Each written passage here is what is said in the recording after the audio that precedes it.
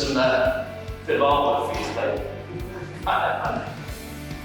It is very exciting. Before we come to that, we're starting a new series today. We're going to take a few weeks just looking at various aspects of worship and just talking a bit about that. And I hope that as we do that, it will be an encouragement to us as individuals in our own sort of individual lives of devotion and worship. But I also hope that it will be an encouragement to us in our corporate life of worship as we gather here on Sundays and on other occasions as well.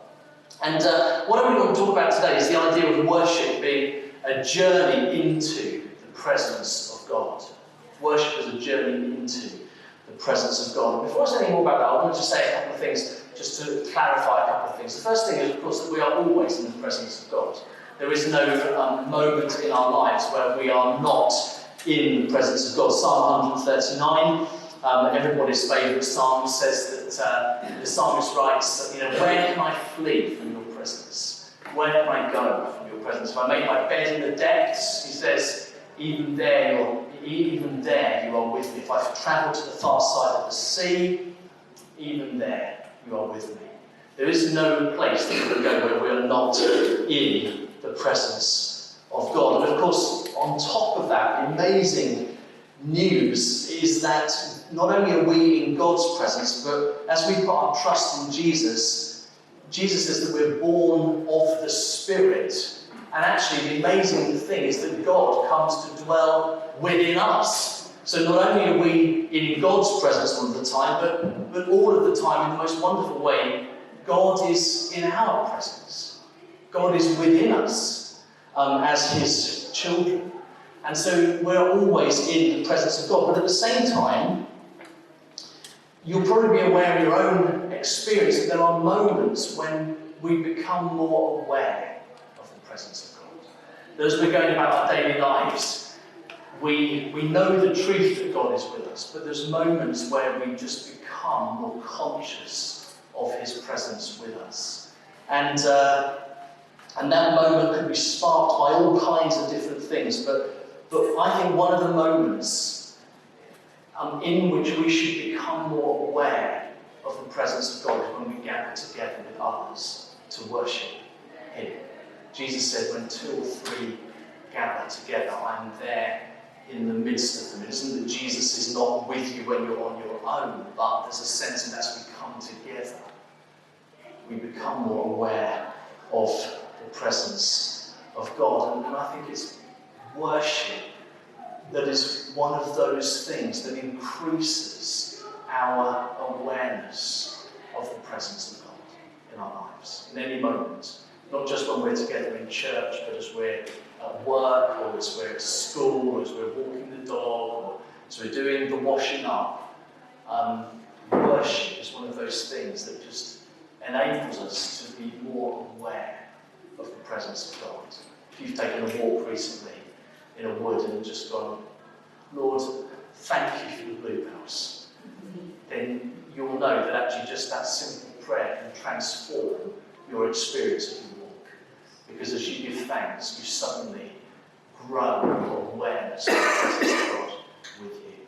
And of course that's the case in any moment of life. As we give voice to our gratitude, and as we give voice to thanksgiving, we become more aware of His presence with us. And I think actually that's one of the things that we see in the ministry of Jesus as He touches people and in their experience. I think it's something we see here in this psalm. And I thought to sort of try and illustrate that, I would use the Old Testament temple. There are actually two temples in the Old Testament, Solomon's temple and then the second temple, which was the one that Jesus knew. But I'm going to just draw a little picture of the temple. It's not going to be an exact picture of the temple, I'm trying to say. It's more just going to be a plan of it to give you an idea. I did get a D in GCSE Art for distinction, my mum told me. So you were in safe hands. You were very safe hands.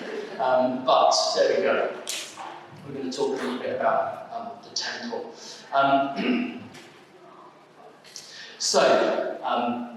I want you to imagine that you live in a little village, first century, somewhere maybe Capernaum, Jericho or something like that, and you are making a pilgrimage to Jerusalem, to the temple, to worship with your family, and you are excited.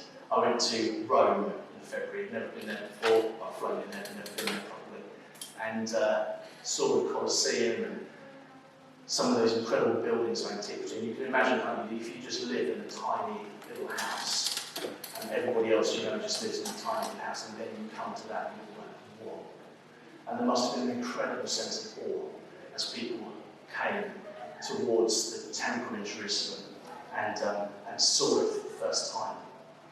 So I want you to imagine that you're on that journey. And when you came to the temple in Jerusalem, I said, please don't be too hopeful with this. But here's the little outline of the temple. As you came to the temple, you would come, first of all, up some steps, and you would come into this first area. And the first area of the temple was the two temples that were made different. So this is a sort of there were slightly different layers. It's a slightly generic diagram. But the first area you come to would be something called the outer courts, or later on it became known as the courts of the Gentiles. And this would be a great expansive area that you would walk into. It would be full of awe as you came into that place. And the court of the Gentiles was the place where the Gentiles, where the nations were welcomed to come and to worship Yahweh. It was a place where they could come and they could stand and they could be, if you like, in the presence of God and offer their praise and their worship. And just incidentally, when Jesus clears the temple and overthrows the tables of the money changers, all that type of thing, it's thought that most likely all of those tables for changing money and selling different animals that have been set up in the court of the Gentiles. And Jesus' frustration with what's happening is that the Gentiles, the nations, are not able to come and find a place in his Father's house. And so he clears the court because he wants the Gentiles to be able to come and to pray. So you come into that first place, the court of the Gentiles. Now, if you were Jewish, you could go a little bit further, and you'd come into another area or areas. That was terrible. See, that's what I got to do. Oh man! I think it's because when I did my GCSE, I did tend to stand to the side of the final piece. I realise now I should have stood in front of it. Anyway, you came to the next area, and this area, another court, was sometimes called the court of the women, the women's court. If you were Jewish, you could progress beyond the court of the Gentiles, and you could make your way closer to the centre of the temple into this next court. And then, if you were a Jewish man, so much better, you could continue your journey into the inner court and further into the centre of the temple. Once you came into the inner court, you would be probably confronted by something that to our Western sort of fairly sanitised minds would be something that would be probably pretty horrific to see. You'd be confronted with the altar. And the altar was the place of sacrifice. And as you came into that place, animals would be being sacrificed on this altar.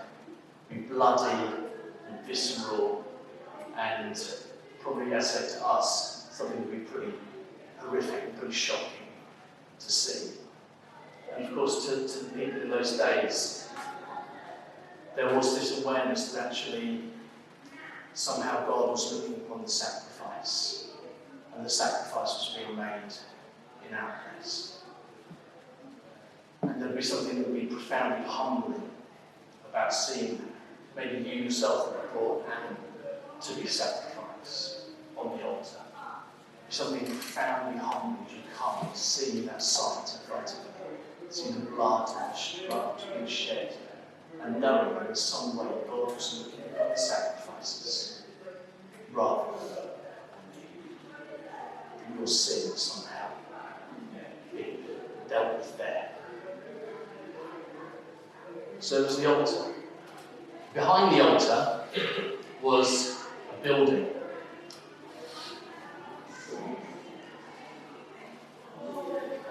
Okay. And there'd be some steps that led up to it. This building was called the Holy of Holies. And only priests were able to go into this place. And it wasn't called Holy of Holies, it was called the Holy Place, Holy Place. And only the priests would go and break the doors, separating the people from this place. Only the priests were able to go in there. And the back of the Holy Place was a little room, and that was called the Holy of Holies. And in the first temple, the temple that Solomon built, in that room was the Ark of the Covenant. And there was the understanding that God had met with Moses on the surface of the Ark, and God met with people where God dwelt. His presence dwelt in that very place. And only once a year, on the Day of Atonement, could any human being enter into the Holy of Holies. Only on one day could the high priest go into that place, and only after all sorts of sacrifices and various things had been carried out. So this would be your journey as you come to Jerusalem. You'd come through the temple gates, you'd make your way through the courts of the Gentiles, courts of the women, into the inner court, and there you'd see the altar, and there you'd see the holy place behind it. And there was that sense that as you came, you were drawing closer to the presence of God. Let's have a look at this psalm just for a moment and read it again to you. It says, "Shout for joy to the Lord, all the earth. Worship the Lord with gladness. Come before him with joyful songs.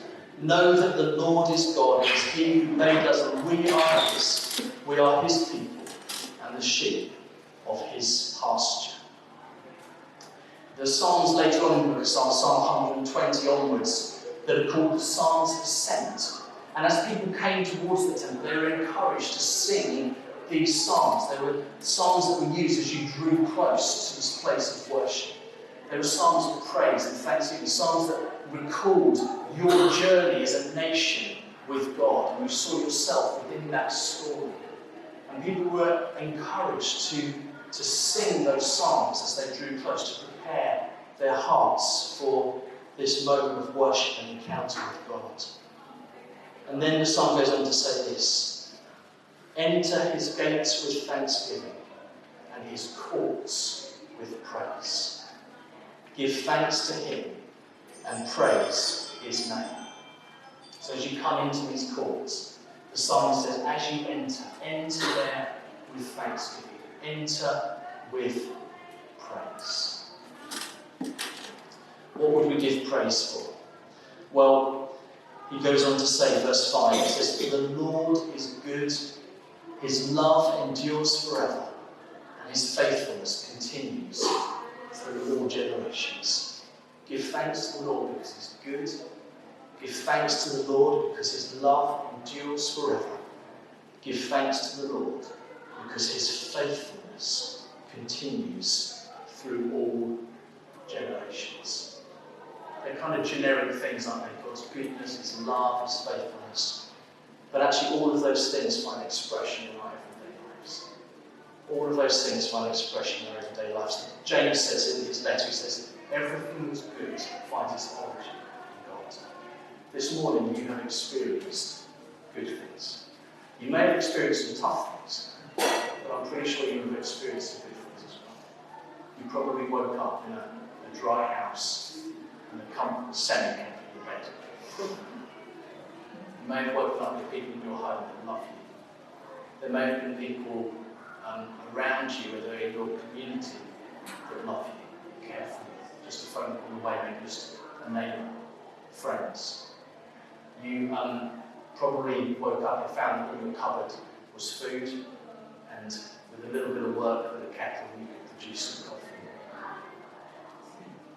You probably maybe walked to church and saw some of the beauty of what God's made. Maybe you drove, saw the daffodils at the front, or whatever it is. But actually our morning has been filled already with good things. I'm not saying it's all good. There might have been moments that were tough, I understand. But there's been ample things already to say thank you Lord, for your goodness expressed to me in these ways. And of course, we're conscious of God's love. And we look back on our lives and we're conscious of God's faithfulness, even through the most difficult moments, of God's presence with us. And so we give thanks to God for those things. And of course, as we make our journey, as we praise Him, as we thank Him, as we journey through the courts, if you like, towards the centre, what we realise, of course, is that actually all of those things find their ultimate expression in the place of sacrifice. All of those things find their ultimate expression at the cross of Jesus. God's goodness, God's love, God's faithfulness, shown most powerfully on the cross of Jesus Christ, as God Himself took on flesh and gave His life in our place. There is the greatest expression of His goodness. There is the greatest expression of His love. There is the greatest expression of His faithfulness to each one of us. And as we come in worship, we don't come to an altar anymore. We have a fairly fairly sedate sort of communion table, really. But of course, as we come, we remember the cross, and we remember that place of sacrifice. And as we look upon the cross, we look upon it with humility and gratitude that God would give Himself in our place, at that place. And I think as we come to that place of sacrifice, as we spend time meditating upon the cross of Jesus, I think it's often in that moment that we become most aware of the presence of God with us. We become most aware of His love, most aware of His goodness, most aware of His faithfulness. And as we worship, we take time just to be fully aware of His presence with us.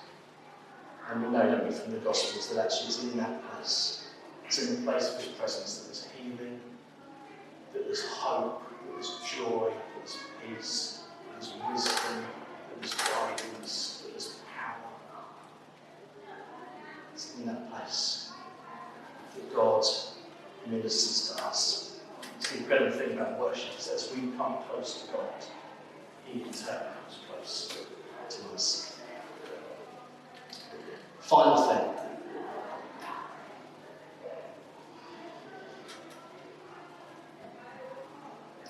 You didn't have to stay here.